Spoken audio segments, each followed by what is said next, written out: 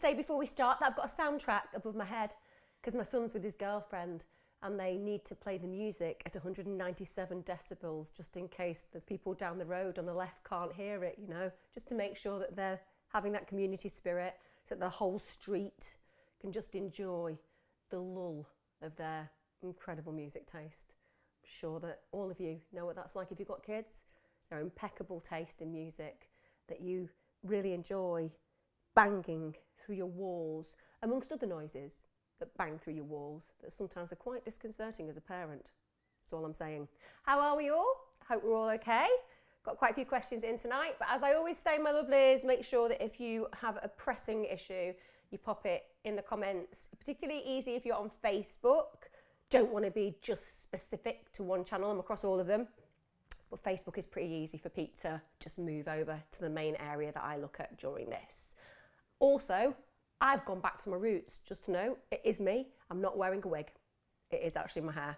I say I've gone back to my roots, I mean my actual colour before I went grey. So it was once my original colour, but now if I just let it grow, I will look like Elon Musk's mother. If you haven't seen her and you Google her, you'll see what I mean. She looks very good, but I don't want to look that age. Just not yet. Nothing against grey hair. I'm going to accept it one day. Just saying for now, we're going back to the original, the OG EK. Merch is coming soon, guys, for those of you who follow my crime channel. I'm having nothing to do with it. Just going to go, that's good. That's it. But for all of those who've been asking, I've got quite a lot of messages about it. It will be done. Right, let's move on. Just wondering how everyone's feeling mental health-wise at the moment. I've been doing a lot of gestating recently. A lot of thinking, a lot of philosophizing, as I do. I'm sure a lot of you do the same. It's been a very pregnant and empty time in the past couple of years, full and empty of all these different experiences and not quite knowing where people are going. I think a lot of us are resonating with that feeling of just not quite knowing. And I think that the state of abundance of not quite knowing is that actually it's on the route to finding. And that can cause a really unusual and at times challenging space to inhabit. And I think it's characterized by people who feel lethargic at times, a little bit listless, a sense of not necessarily knowing where we're going, and sometimes anxieties around where we are and where we thought we might be. And whilst I've been going on my walks, because I don't know about you guys, but in the last couple of years, exercise, which was always at the forefront of my life, slipped into somewhere that was kind of within my life but didn't have the same hold on me. So I decided that I was going to get rid of all the pressure of exercise because I love kettlebells and I love weightlifting and all those things that kind of are quite hardcore. But I realised that maybe what I was failing to acknowledge was at this moment in time I wasn't in that space, and that beating myself up all the time for not exercising in a way that I'd uniformly done for a long period of time wasn't necessarily the right attitude to have. So instead I decided, well, what feels easy? And I think in our society there's a lot of negativity towards that kind of mindset, which is like, what feels easy for me? And what felt easy for me was just to put one foot in front of the other and to just allow myself to just say, well, if that's all I can manage right now, that's better than not doing it. And then building that up to like 6 to 8 miles a day and allowing myself that real space to just think and gestate about what those feelings I was just relating to is very much about, which is this sense of what's pregnant and empty, where am I going? And also, is the direction that I'm being taken in a direction that I feel that I'm part of, or one that I feel that I'm being pushed down, or one that I feel I'm being dragged along with? You know, these are all questions we need to ask ourselves. And I think fundamentally what's coming through is probably thoughts and feelings that I've had over the years when I've been training in certain areas or finding new opportunities. And it comes down to that very solid connection of, what do I actually like doing? And I think that a lot of us who are struggling with our mental health, certainly with things like anxiety and depression, also procrastination, lethargy, all of these things that are very common in the human condition, I think potentially we're looking in the wrong direction a lot of the time. I think that instead of thinking about what we would really like, we are still doing fundamentally what we think we should. And the problem with that is that it doesn't necessarily answer our needs. And then the second thing I was thinking about was that a lot of us constantly talk about a search for meaning. that we want to have meaning to the world. So I started to think about, well, what does that mean when I unpick what meaning is to the world? Because I think it's really blurry and philosophical and not bedded in a reality that a lot of us can construct when we start saying, well, what is the meaning to life? Or what is the meaning to my life? So whilst I was walking and thinking, I started to reflect on what meaning must be for me. And I thought I'd share it with you before I started the session tonight. And arguably, I think what meaning really is to most of us is the impact that we have on the people that we share our world with or that we experience alongside in our life. And so the biggest times that we felt, I suppose, self-congratulatory or proud or had a sense of real value is usually when other people have recognized the impact that we have had on the world that they inhabit equally as we inhabit. And those moments have given us this sense of, I have meaning, I have power, I am somebody who can make a difference. But it's not the seeking of the meaning, i.e. the philosophical quandary of this potential of what I am to the world. It's more the action and benevolence of the self to the people around us, whether that's a random act of kindness, whether it's volunteering, whether it's doing something in our local community, whether it's loving our children. Because I think that's probably the biggest parallel, that for people who have children, you realize what you get when you do nice things for them and when you make them feel safe and really connected and happy. That's not because they are doing something for you, it's because you are doing something for them. And that sometimes we confuse meaning and the search for it and the human condition with what is very clear, the ability to connect and share and experience a world around us that we have impact on. So I thought before I started tonight, I was going to bring that because I'll forget it. Next week, my head will be somewhere else. But it was really soothing because I thought, yeah, when do I get the most joy? I get a lot of joy from doing this. And that's because I think that it might have an impact on people that I care for virtually or physically in the real world. It matters, the exchanges that I'm giving, but I'm receiving. And you're connecting and you're receiving and sharing and also connecting with other people in this space. And that's powerful. And the other thing is to recognize that what is it that you like? I like doing this. So everything that I try to do is based on what I like and pursuing those enjoyable aspects that don't necessarily get measured by the academic world or the professional world even. It's more about what is the intrinsic interest that I have. And that would be the final thing before I start answering the questions that I think is really pertinent. Like, what is it that excites you? Genuinely, people feel that they're meant to be interested and excited by what other people are interested and excited by, but it makes no sense whatsoever. Because when you find something that you like, you know you like it. And that's what we should all be pursuing. But often we feel like we have to like this, that, or the other because that's how other people demonstrate what they like. So at work, you might really like your job, but then a management job comes up and because other people suggest that that's a really good job and you should definitely go for it, you end up going for something you don't really like to accommodate what you think you're meant to like. And how often do we actually drill down to that? How often do we ask ourselves those questions? So that's my key things tonight that I needed to get out of the way. That meaning is often not meaning, it's about doing. That seeking is often looking in the wrong directions when we already have the answers because we get great benefit from the impact that we have on the people that matter or the impact that we have on the world around us. And also that how often do we actually sit and be still with the things that we really want without feeling that we have to follow suit? Because human beings are all uniquely talented at something. But if you're looking at other people's things, it's just not going to work. Simple as that. I could take an 18-year-old to a club who likes going to church. They're not going to like the club. They're going to want to go to church. Their skills and key interests go elsewhere, right? So I thought I'd just start that off before I lose my thread and move on to something else. That's where I think positive mental health will be. Can I say happy birthday to Will Venus for Thursday? Happy birthday, Will Venus, for Thursday. Damn straight we can. Everybody wish Will a happy Thursday birthday. We can do it a few days early. That means that we're definitely going to have managed to do it.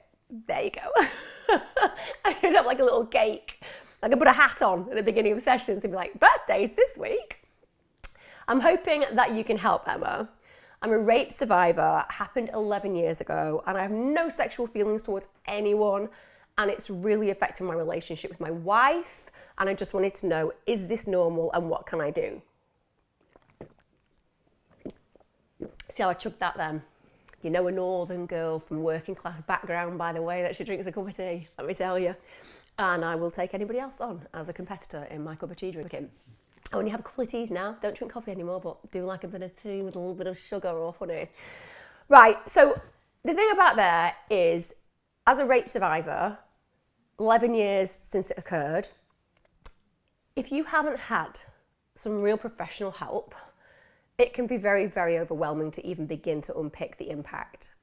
And everybody's experience of these kind of experiences is subjective, of course. So please be aware that when I speak about this, I'm going to bring in some stereotypical experiences and research and understanding, and I'm also going to throw it in with the experience I've had of working with survivors and knowing survival territory on a personal level. If you think about the brain, the body, the spirit, just throw them all together. It's the primary job to make sure you survive. That's it, right? So as a brain, a body, an emotional spirit, all these things together, my job is to protect you. So the sense of conscience and self is going to protect you, the physical body, the emotional experience. It is essential that after a traumatic experience, the body, the brain, the emotion, the spirit, all of these make a decision. How are we going to make sure that you stay safe? Now, if you have some professional help with that, you can modify the response. If you don't necessarily have that, you might get a very amplified traumatic reaction. And you know what? There is nothing more amplified and traumatic reaction than aversion, complete aversion. Some people will be able to relate to this on a very minor level. This is not the same category by any stretch of what I'm talking about regarding you. But some people who haven't been through these kind of traumatic experiences can relate to it just on an experience of having food and then getting really sick from food poisoning and then never touching the food again. It is a primary survival response. It says, I will never do that, and therefore it will never create this. It's the same spectrum. You have learned a secure, protective reaction and mechanism to protecting yourself, ideally from further subsequent rapes, which is, I'll have no sexual feeling, I'll avoid sex at all costs, I'll deny sex in a relationship because it doesn't feel safe. And you can absolutely see why there is a logic to that. And instead of us making you feel like there's something wrong with you, because that's what often we feel, we're like, well, there must be something really wrong and broken with me. No, you're just a really aware human regarding protection and survival. But we need to turn the amplification down because it's gone on a volume that you don't need. And as opposed to now protecting you, it's starting to harm you. It's preventing you from having the relationship that you deserve with your partner. And so that's why it needs to be worked with. You don't need that protective mechanism in the space that you share now with a loving partner. And then I'll additionalize another area that can be problematic. And that is that when we think about sex and we have been horribly abused, violated, raped, these kind of impacts are very, very powerful. And we can then assume that sex is bad, dirty, shameful, guilt-inducing. And then when we meet somebody that we love, the idea of taking something that feels so tainted and bring it into a paradigm that's meant to be so pure can be a juxtaposition. So we want to abandon and reject that side of sexual behaviour because we feel it contaminates. It will disturb, it will break down, it will infect the good. But of course, the issue there is that sex is not bad. Sex is adult play, it's intimate, it's loving, it's soulful, it's connected when we're in a consensual partnership. So we have to get the sex removed from the shame. We have to remove the guilt, because this is what rape survivors feel. They beat themselves up even though they're completely innocent. There's always that, if only I had, what if I did, why didn't I do, and so on and so forth. And that's before you think about all the societal experiences and sometimes the rejections you get of people that are meant to believe you and all the things that go with it. But you can see how mucky that water is when it all starts to get confused. So I would really recommend trying to get some help therapeutically, talking about that, working through the trauma, and also starting to acknowledge that sex and love, they coexist beautifully. It's what committed love is about. Not the lustful, passionate, dirty sex that we all have when we first meet. I'm using the term dirty as in the filthy kind of talk and the crazy stuff that we do when we're trying to connect with a mate. I'm talking about when it's moved past that and you've got the committed love, the strength of it, you know, where sex becomes much more about a connection as opposed to the visceral, cerebral experience of just throwing everything off and just having fun. You know, we want to get to that point, and that's what committed relationships are like. And you have that potential, so you can work on that.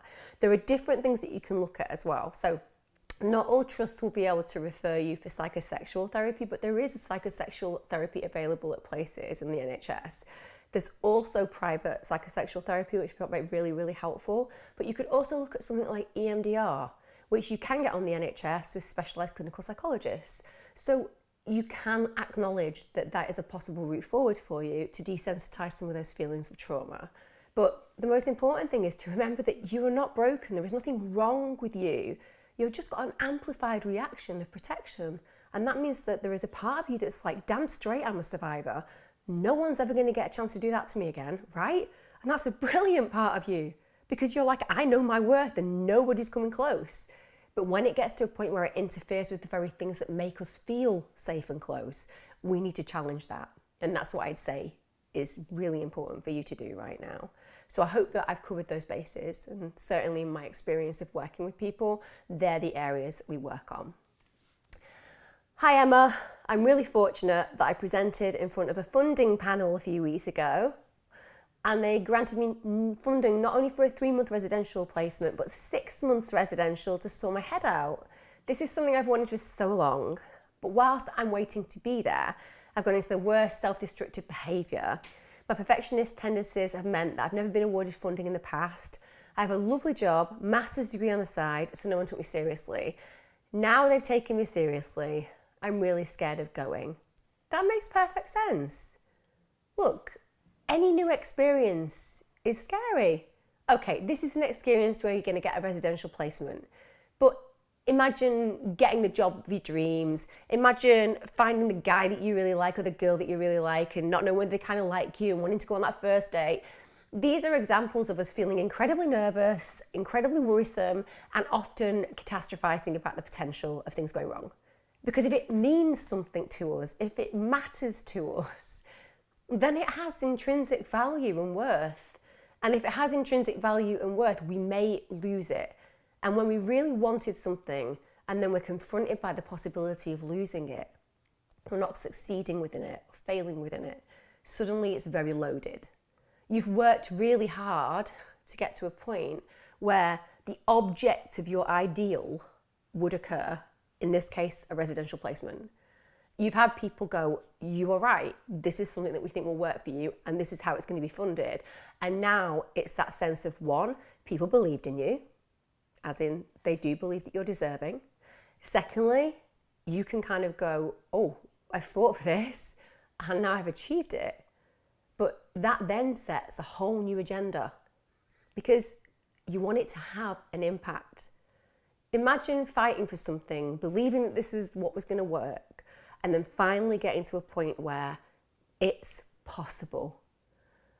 Then it feels precarious, because then it comes down to personal responsibility and accountability, and you are the one who has to make the changes. It doesn't matter what residential facility you're at, it doesn't matter what programs of support are there, the only person who can allow it to be effective to some degree is you. And that's a burden at times, and it's a brilliant burden on one level. It's fantastic. It means there's hope and opportunity, the SOH we call it, stuff of hope in therapy. It's all there. But allow yourself that fear and that concern and that worry that this isn't going to be the answer, because it's completely natural. And I think instead of making this about you and saying, oh my God, what's wrong with me? I'm being self-destructive and this is here and I'm going to screw it up. Go, this is part of a natural human condition because you're not a massively arrogant and overconfident person. It has deep meaning to you. And that's great, because if it has deep meaning to you, it means that you're going to invest in it. But allow yourself that sense of being shaky. Allow yourself that with fear. It's okay. Fear comes when we are learning courage. You're going to learn your courage doing this. Take a breath, step back, be like, okay, this is scary. 6 months of my life on a residential unit, it's what I really wanted. And it has this potential to unlock so much about me and to help me really learn about who I am and to develop and grow and thrive. But wow, it feels quite overwhelming and quite scary. And that's how most normal human beings would feel in this moment. So try to step back from the this is about me and step into the this is normal. And then acknowledge that going and moving to somewhere for 6 months is going to be something that's amazing, but it's also going to mean that you don't have your familiarity and you don't have the normality around you. And it's a big shift. It's a big shift. As simple as that. But also know that, as you said, you've got your masters, you've got all these things behind you. You have set your foundations in place. Now it's time for you. It's time for you to just go and explore elements of yourself that you've been granted the capacity to do. And just know that it's going to be okay because you want this. And because you want this, it will work. But just take a breath and acknowledge the destructive behavior is that anxiety and fear that's making you do things to try to say to yourself, oh, maybe I don't need to change this. Maybe I don't need to worry about moving forward. Maybe I can, it's normal. Just allow yourself that. Hi, Emma. I'm fighting a war in my head and I feel like war is nearly over. Do you have, let me read that again. Hi, Emma. I'm fighting a war in my head and I feel like war is nearly over. Do you have any advice on how to act on very negative thoughts? I won't say the word for trigger warning, and how to recover the day after an attempt. OD. I find the next day after is the most difficult. First of all, just want to acknowledge that you've obviously had a really challenging time and it sounds repetitive, so it's not just a one-off. And the fact that you've been through that is something that we just want to take a moment to say, I'm really sorry that it's got to that stage. And that you're still dealing with this kind of feeling that you're not moving forward in that cycle. I don't think for 1 minute that it's a war, because if you think about it in this context, there's not two sides. It might feel at times like you have chaos in your mind, but it's not two sides. Really, you're on the same side. It's the self that we're talking about. And the self goes through moments in life where it's really hard to live with pain, because that's what we're saying when we're kind of seeking self-knowledge and understanding. Surviving pain is something that the human condition has always struggled with to some degree because it hurts. And people who decide that they're going to OD, it's not because you're a bad person or you're a broken person or there is anything significantly wrong with you as far as being the human that you are. It's that you are struggling with your emotional pain. The regulation of how to move through it, the strategies to do that. So they're big, big questions. I mean, the first thing I'm going to say is, I'm hoping that you're ODing regularly, if you're ODing regularly, that you're getting some kind of mental health support. I would hope that if you're attending hospital, that they're not just discharging you and not making sure that there is some kind of crisis package around you. Because if it's a regular occurrence, then certainly for me that would be a serious warning that you need some crisis help. And also, if you don't feel that you're getting that effectively and you're still feeling that you don't feel happy and that you're being in a position where you're at risk to yourself, you should be returning to hospital and making sure that they use you as an inpatient, because you need to be admitted for those kind of issues. If you are genuinely at a point where you think, I'm just going to do this and do this until I succeed, we need to make you safe. So I think it's really imperative to mention that first of all, because it's not okay to just be turned away or sent home when it's a regular experience. You have deep meaning to this world and your feelings matter, and it's unacceptable if you are just feeling that you are not being heard. So just to put that there. Secondly, if you can afford therapy, then obviously that's an option. And there are some really amazing professionals out there who specifically work with this area of crisis and trauma and are very, very able, because it's private, to see people more quickly. I appreciate not everyone can afford that, which is why, again, I would say, what is the package of support? Also, there are charities like SOS, which is an ambassadorship that I have, and you can call them and speak to a helpline operator. I'm just putting these in as strategies if you need help immediately, because we need to cross the T's and dot the I's in this moment in time to make sure that I safeguard you, if that makes sense. But how do you deal with the unmanageable feelings after? I mean, the thing that you have to remember is you don't resolve the unmanageable feelings through the action of ODing. So the unmanageable feelings are there the day that you do it, and they're there the day after you do it. But usually you've heaped on a whole other side of feeling emotionally, which is people have seen that I don't want to be here, or I've upset my family, or I've been back to the hospital and I didn't get the necessary empathy that I might have wanted. You know, there's these other kind of excessive feelings that are added to it. So I suppose it comes down to, like, one, why do you wish, and this isn't, again, a judgment, but why is it that you wish to beat yourself up further? When you're in real emotional pain to a point where you go and take an action like you've been doing, the last thing that you need is to feel guilty or bad because you went ahead and did it. You need to go, I need compassion and kindness, and I need to be really, really aware of my needs, because they're not getting met to the point where I don't want to be here anymore. So instead of acting on these feelings of worthless or not having value, or feeling that you're guilty, or feeling that there is something essentially that you shouldn't be here because you just can't cope in the way that you believe you should, maybe it should be more about going, what do I need for my healing? Like, what would change this? Because ultimately that's what I was saying at the beginning of this. Like, what could change this? Usually most of us, no matter how helpless we feel, will have like a idea in the back of our mind of how life could be if. That's usually the way that our brain will spiral. So I'll do it with the, what would life be like if I won the Euro Millions? I have fun with it, you know. I'll go through all the people I'm going to make millionaires and how I'm going to do great things for charity. And it's the same kind of game, but with you, it would be a much lower bar at this point because you're not feeling great. So it would be like, what would my life be like if? And it could be, I got up in the morning, accepted that I've had a really bad evening the night before, but today I'm going to switch up and I'm going to go out for a walk. And I'm going to go and buy myself a coffee.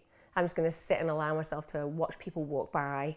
And I don't know, count how many yellow coats I see, using distraction, a little bit of self-care, a little bit of exercise.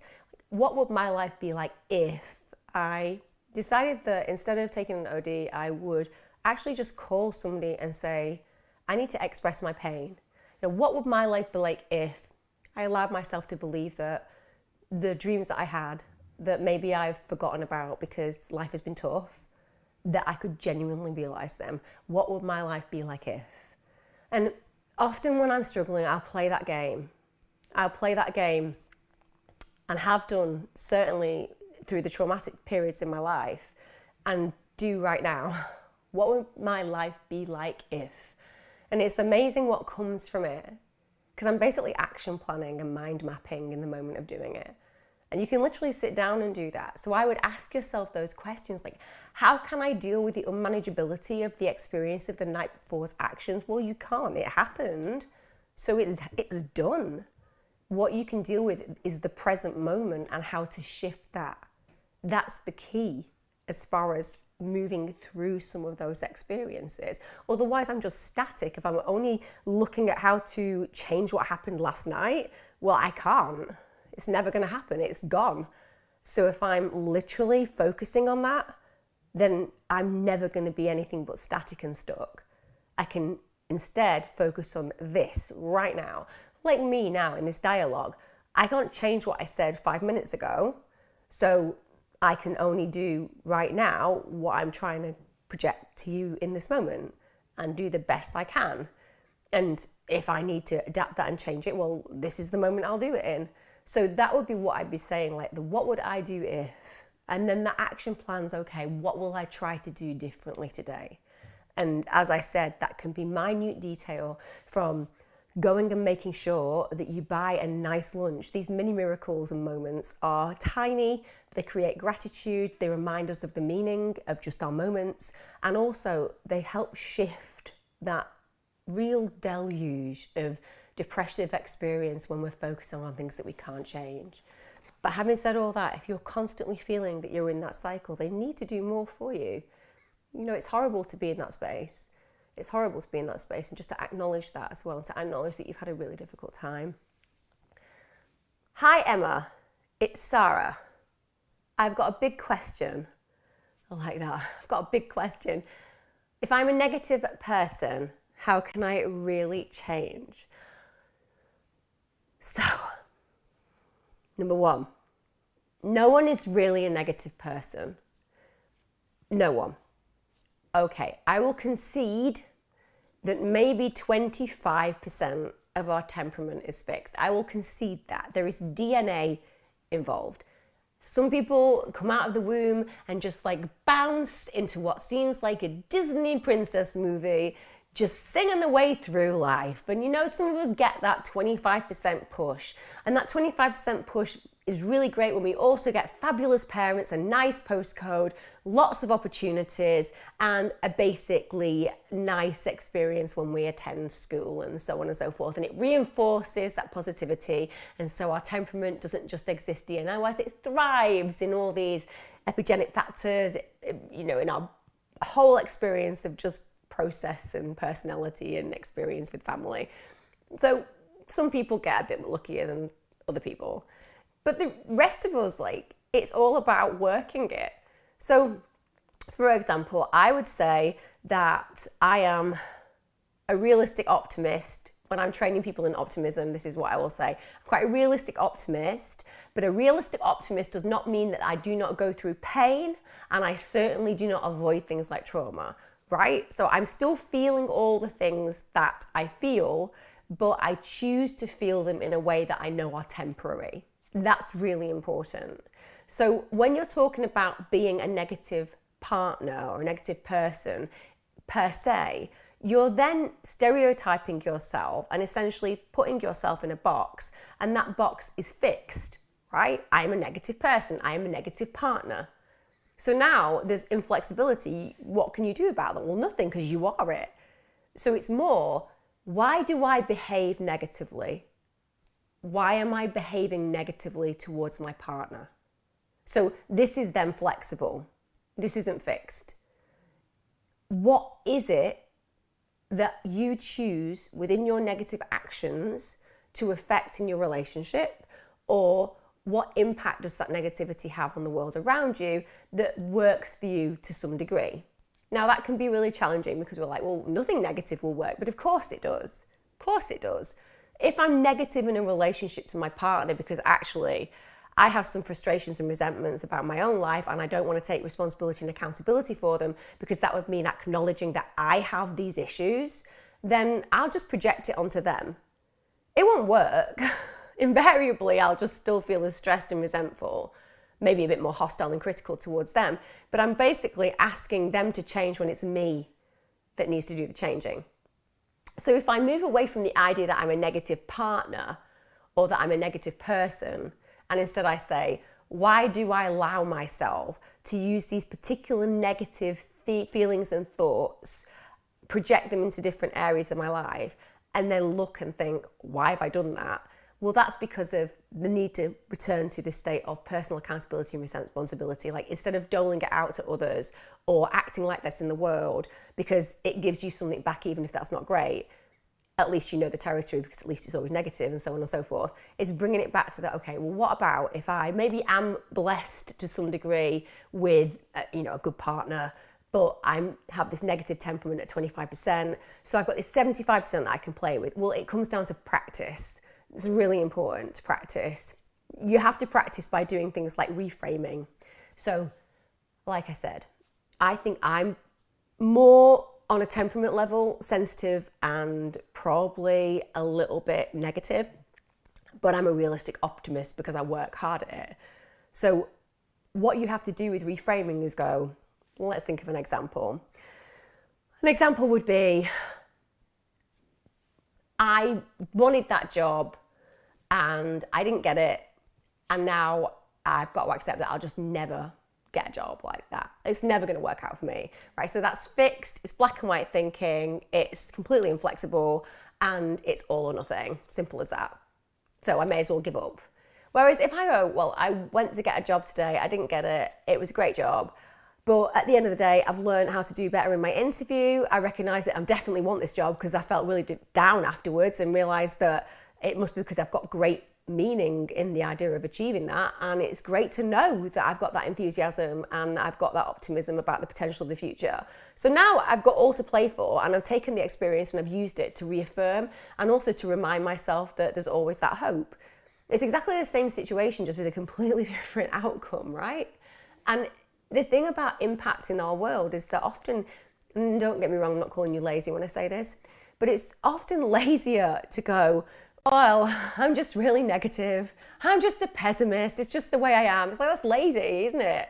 Like, that's not developing. Like, don't tell me that we've all gone through life liking the same food all the time. No, we change our tastes, so we develop, we grow. Something that we like this year, we might not like as much last year. Something that we don't think we like this year, we might love next year.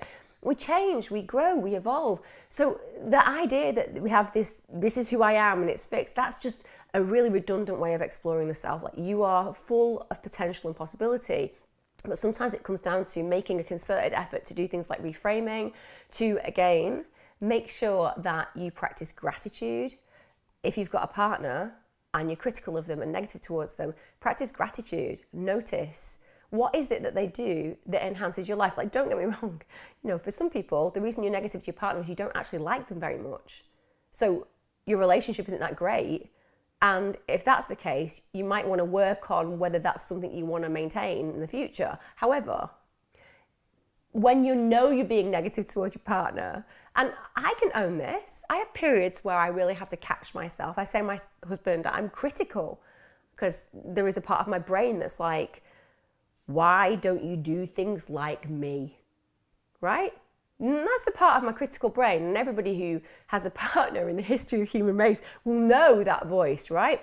I think I have quite a hyper-critical voice to some degree. I do it to myself, but I will be looking in the direction unfairly of things that I value, things that I'm good at, whilst ignoring the multitude of things that he is way better than me at. So if I concentrate on that, instead of seeing all of this, then I don't just do him a disservice by failing to acknowledge all of the gifts he brings. I fail to give my relationship the true value that it deserves. It's about the direction that you look. So if it's about partnership, you have to say to yourself, okay, what is it that they do that they bring joy into my life and they bring gifts into my life as far as the way that they act? What is it that I'm grateful for? And for everybody, it will be different. But if you start concentrating on that, whether that's writing those things down, whether that's sitting with your partner at the end of every day and saying, I appreciate this, I appreciate that, I value this, I value that. That sets the tone for a change in your experience. And also it changes your neural pathways. The brain is constantly regenerating for a period of our lives, even though, yes, I appreciate as we start getting older, our old grey matter starts to get a bit more challenged. But for the most part, you can train and train and train and train the way that you think and feel. And what you feel now compared to what you feel tomorrow. Well, how many of us every day feel exactly the same? And how many of us haven't been through the most horrible experiences and the most joyful of experiences? The fact that we feel those vocabularies of emotions and extremes, that shows you that everything can change. Everything is flexible. So I would certainly think about bringing that reframing and also the gratitude with partners and taking accountability and responsibility for how you feel, instead of saying, you are making me feel this way, that's why I'm negative towards you. They would be my biggest tips for that. Like I said, I can own those. How can I break a cycle of dating narcissists? Although I like the fact that you've written narcs, which could suggest that secretly you're a drug runner from another country. Is that possible? Sorry, there is a program, isn't there? Terrible joke. Unless you are, in which case, don't do that, that's terrible. Put that back, Pete. Pete's just going through them now. Not even got to the end of the sentence there. But he's very good at other things, and so I'm just going to focus on the gratitude I have for him. How can I break the cycle of dating narcissists? Originating from having a psychopathic parent, I've had therapy for years and just dated another narcissist. Abuse feels normal. Now, arguably, I think it's great that you've had, not arguably, because that would mean I was arguing the point and proposition of what I'm going to say, but initially when I read that, you say you've had a lot of therapy, and part of that therapy is that you now recognise that you're dating narcissists, and the relationship that you've just had that's failed, you now see them as a narcissist. However, because I don't know your relationships, and because I certainly am not your practitioner, I'm going to have to look at it two ways. Because on one level, you may well be dating narcissists, and that may be because you're really unlucky. Look, we can go around saying, I should know how to profile every person that I meet. But if that were the case, serial killers wouldn't find wives. Simple as that. Because, people can be really nice for a while. So at the end of the day, don't just constantly beat yourself up because relationships fail.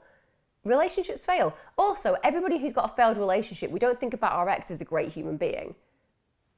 We don't, because we either didn't really like them that much at the end, which is why we ended the relationship, or they didn't like us, which is why the relationship ended. Either way, it's not going to be great as far as a personality explanation regarding that human being, right? We're not going to be looking at that and thinking, well, they were great. It's just not the way that we are.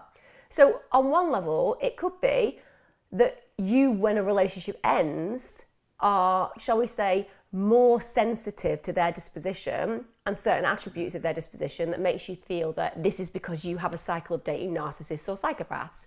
Whereas it could be that you have a heightened sense of fear around those traits, meaning that you amplify certain ones within those individuals. So, actually, it's because they're a narcissist, right? It's that they're a narcissist. That's why my relationship's failed. It might be. Like I said, I don't know. I can't make an assumption in that respect.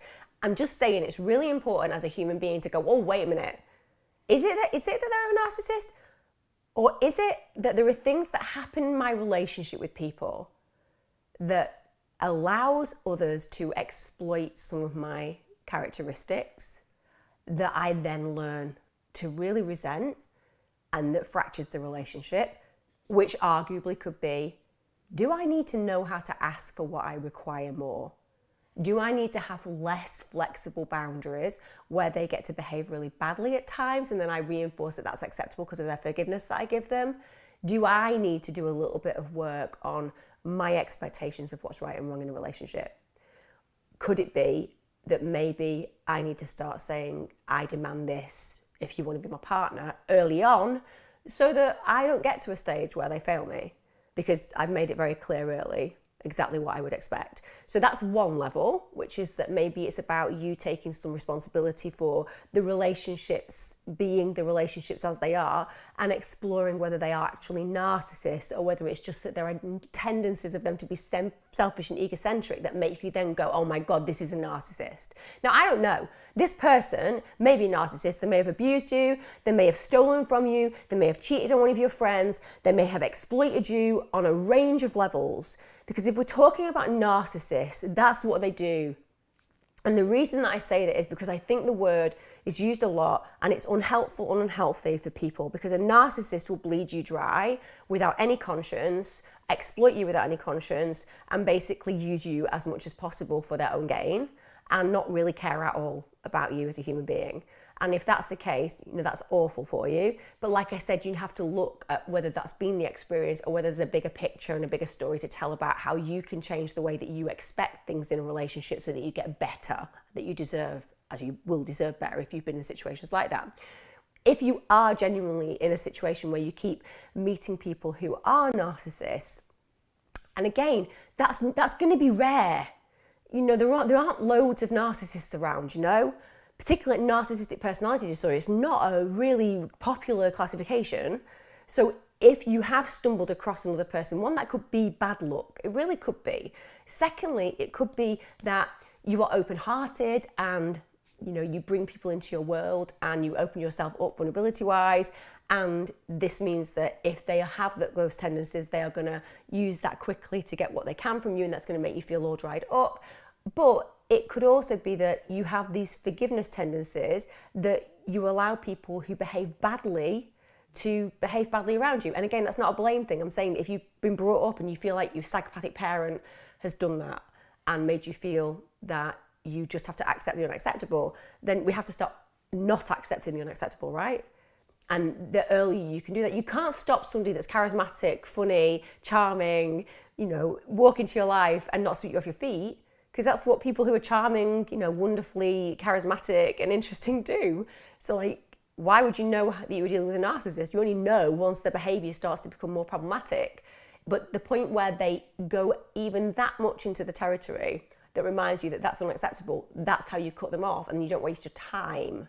And that means that the quicker that you do that, the more open you are to new people who'll come in, and then some will pass the test and some will fail it. But if you've been in therapy a long time, then it's a good space to explore that. And if you've been in therapy with a particular person for a long time, you don't feel that you're necessarily getting to know those levels of the self that would help you, then you might want to also think about the future of either exploring some new therapeutic work or working in tandem with some other kind of therapy. It might be that you want to explore those opportunities as well. But like I said, it's hard because I'm not in the actual relationship. I don't really know what's happening or what kind of relationship you've got, but they would be the examples that I give to kind of highlight both possibilities. Hi Emma, I'm after some advice. My daughter's 13 and been the victim now of Snapchat messages set up in her name, tagging different kids at her school. One of the girl's parents even shared the post on her Facebook. Ugh, that was mature, wasn't it? Of the mum. I mean, that's how to deal with it, isn't it? That's how to deal with these situations. Well, somebody sent my child a Snapchat. What I'll do is I'll just put it on the parents group on Facebook. Bad parenting right there. Anyway, you go on to say that it's created a witch hunt of people who didn't know her, threats off pupils, she's going to get jumped, messages to her phone. School did get parents in, but one will stay off who's always involved. Her mum doesn't answer the phone to school and then she comes back. Small world that it is. We were aware of another Snapchat was set up and sent. She was called a bastard Thursday. Girl I've just mentioned above has been posting videos of her. Once a slag, always a slag, Steffi. And TikTok videos, dance under the girl you hate, and your daughter's photo comes up. That's awful. And we need police to trace who is doing this. It's someone with real hate and vendetta against her. We've got to be really serious. My daughter's currently off school again until we get the meeting with the head. I've also left messages for our local MP, good. I'm waiting for doctors to bring us back. Daughter is struggling. I want it in place if targeted again. Our MP and our doctors to back me up more. More needs to be done to find out who it is. We've got to lose our daughter before they do anything. Please help us. So first of all, heads up for being a great parent. Take a breath. It's really scary when that stuff's happening because it's your child and you love them more than anything. And this is really difficult. But there are a few things that you know there. So the one who's doing the dances with your daughter because it's their TikTok. So presumably if girls are dancing and they've got pictures of your daughter, then that can be traced back. So that should be dealt with. And that is harassing. And the other side of it is you've not got her in school at this moment in time, which is great because she obviously needs some time to decompress and she doesn't want to be in an unsafe space. And I always say this, you can always move school. I know that people think that's admitting defeat. Look, my son didn't go back to school. He did his after COVID and the debacle and going back and all the things that they need to do is very triggering, and he didn't go back because my kid was really unhappy. And at the end of the day, exams really don't matter when it comes down to my child's happiness. What matters is I have a child and I protect that child and I make that child fundamentally understand that their needs matter. So every parent has the right to make those decisions. And as much as some people will be like, well, why wouldn't you send your child straight back to school? It's like, well, because he was really triggered by the medical environment it suddenly became, and that was not going to occur. Now, everyone has an opinion, but the only opinion that matters is the one that matters to you. So if your daughter is getting really sick because of these situations, then you can always move school, and you have a right to do that. And it will give her a new start. And I know online world is the online world, right? But this is where the other thing comes in. You cannot change bullies' behaviour all the time. We would like to stop them in their tracks. We would like to prevent their behaviour. Of course, it would be the way that diligently we should protect the kids that need protecting, right? But we can't always do that. But we can do a lot to help our children grow in confidence around the reality of people who do this, and also the reality of the meaning behind that, as in the impact that it has on our child. And what you need to be doing with your daughter, I would multifold this. So one, I would get her set up ASAP in some kind of martial arts, karate, kick-ass situation, kickboxing, something like that. I would get her into something like that, because we know that kids who do that start feeling a sense of confidence, right? There is nothing like knowing in your head that you are very capable of handling yourself. It's not that it translates to behavior, it doesn't. It really doesn't. It just does something around letting a kid hold their head a bit higher. It really does. So I do that. Excuse me. Secondly, I would sit genuinely with your kid and start to explore the online world a little bit more with her, because you don't need Snapchat. You don't need Twitter. You don't need Facebook. You don't need Insta. You certainly don't need TikTok. That's a whole heap of weird. Sorry if people are watching it and love it. Whole heap of weird. As far as I'm concerned, it reinforces people's attention span for about a thousandth of a second, and then it's on the next video, and it doesn't make any sense. There's some very questionable dances, very questionable ages, very questionable humans on there. Just going to say, if you love it, sorry. I know that a lot of celebs use it, but it is a bit weird. Just saying. Anyway, I digress. She doesn't need any of that. Right now, she doesn't necessarily need any of it. And I know that might be a difficult discussion with her, because she wants to kind of be engaged, but is it good for her at this moment in time? She's young. Her developing brain is internalizing things. Powerful messages happen. What we're meant to be like, who we're meant to be friends with, what our life should be like, all of these. And kids don't need this. It's like the rates of depression are going through the roof because kids are constantly exposed to things that aren't necessarily good for them. I'm not blaming you, by the way. You're a great parent. It's as simple as that.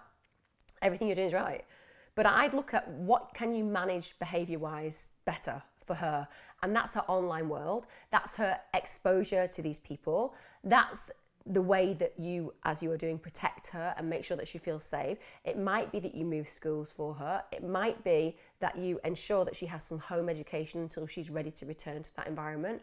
But most importantly, it's that she doesn't need to be exposed to that stuff. There are safer ways at this moment in time her experience in the world. And then after you've cut all that off, so that she can kind of just like maybe go and do some kickboxing or some karate or, you know, whatever would make her female boxing, you know, get her in the ring, you know, get her knowing that she has got strength and power and she will feel empowered. Get her to distract herself from reality that is not real, although it feels very real, which is the online world, and get her plugged into the here and now. Do that with her. Sit with her and be honest about bullies. You know what? They want to be popular. They want to be cool. They're like a group of people to follow them around because they're so insecure. And on top of that, in 15 years' time, like, they will not be successful in the way that your daughter has the capacity to. Like, it's a time thing. It's a patience thing with bullies.